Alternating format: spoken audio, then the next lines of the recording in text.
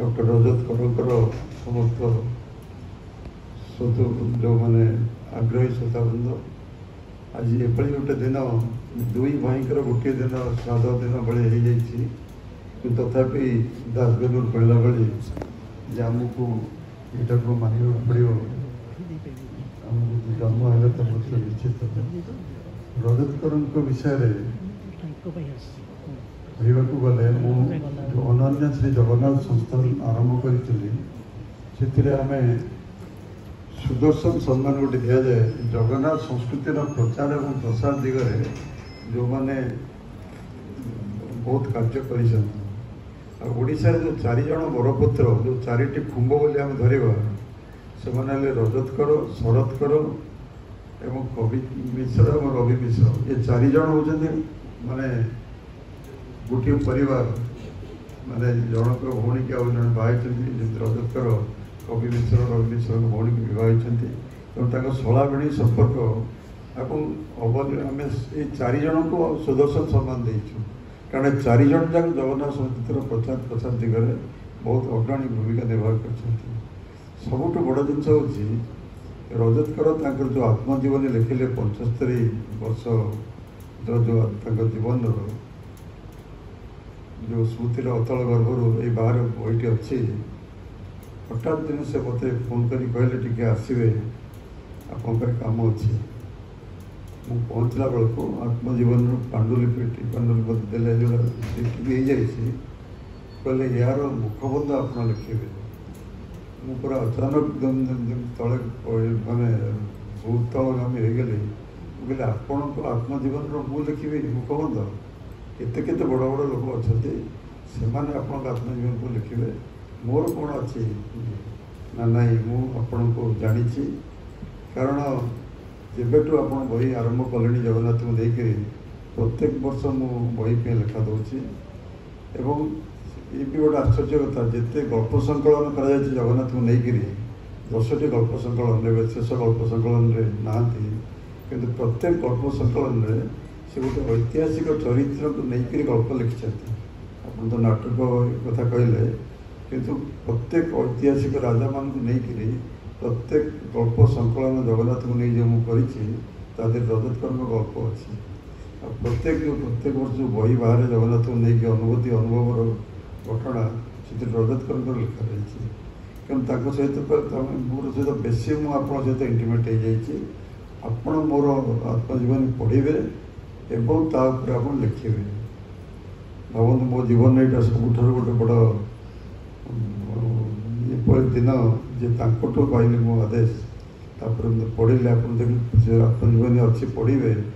से जन 1933 मसीह जन्म होते जे कि 1948 महात्मा गांधी जो महात्मायण हो 15 वर्ष जन बालक से दिन हाथ लंठनटा खसी पड़ा से आत्मजीवन लिखाई कहूँ हाथ लंठनटा खसी पड़ा माने केते से थिले देशप्रेमी माने जिते लोग मधुसूदन दास चली जाते विश्वनाथकर चली जाते से समय जो जन्म होती जो ऐश्वरिक जो जन्म वृत्तांत लिखिं जो आमर लिंगराज जो हुए ए सरी रोपण रथ से रथयात्रा समय माँ जड़े साधु को भेटी देते तार जो पाई जो पुष्प और फल तार स्वरूप से जन्म नहीं तेणु से गोटे ऐश्वरिक शक्ति नहीं जन्म नहीं जो लोग 15 वर्ष बयस हाथ लंठन खसीगला एवं से दिन जाक से उपवास रही महात्मा गांधी मरी जाता नहीं कविता लिखिले से कविता से समय प्रकाश पाई एवं गल्प भी लिखिले से तापर जो कर आचार वाला नाटक से नाटक आरंभ हो सिनेमा सरी आम सब कहे बेतार नाटक मंच नाटक कि चलचित्र अभिनय कर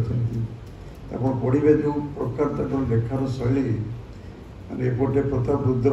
सेपटे मधुसूदन को अति प्रिय थे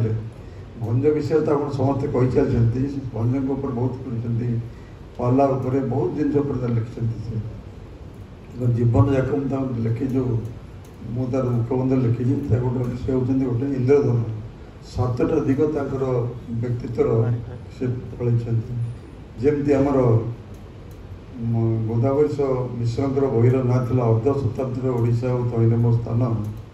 मुझे लिखी जे आमर रजतकर बहिर ना रहा कथा 75 आहरी 25 वर्ष आड करागले 75 वर्षर ओडिशा और तैल मोर अवदान यहाँ लिखा मुझे लिखी एवं आमर अनन्य श्री जगन्नाथ संस्थान जो आमर मीटिंग हुए शेष अक्षय तृतीया 2022 अक्षय तृतीया निमंत्रण करी से आसी शरीर असुस्थता सत्वे बारंबार से टॉयलेट जाऊे कि ना पितृवास डाक्टर मैं आसी शेष भाषण से जगन्नाथ नहीं विचित्र गोटे तात्पर्यपूर्ण भाषण जेहेतु मुझे रेकर्डिंग करूँ सब भाषण को भाग्य भल से भाषण टाक आम पुणी ये कर वर्ष 2022 पुस्तक रजतर शेष जगन्नाथ भाषण प्रकाश कर तेणु ये जड़े व्यक्तित्व यही मे 8 तारिख चली जाते आमर अक्षय तृतीया मीटिंग 5 दिन पर चलीगले भावतु माने आमर भाग्य को भाषण टा आम रेकर्डिंग करूँ आज ओडिया जाति को जगन्नाथ शेष भाषण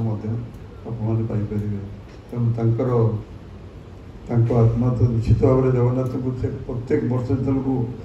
जाती धाराविवरण देवाई प्रथम वाक्य थाए जे ए वर्ष जगन्नाथ को लेकिन यही पुस्तकटी प्रकाश पाई भावतु से एत भल पाते जे से धाराविवरण देवा आगर आम बहिर आग आडभटाइजमेंट करदे तेणु भूली पारे आत्मार भाई दुई को आत्मा संगत पुणी प्रार्थना करी।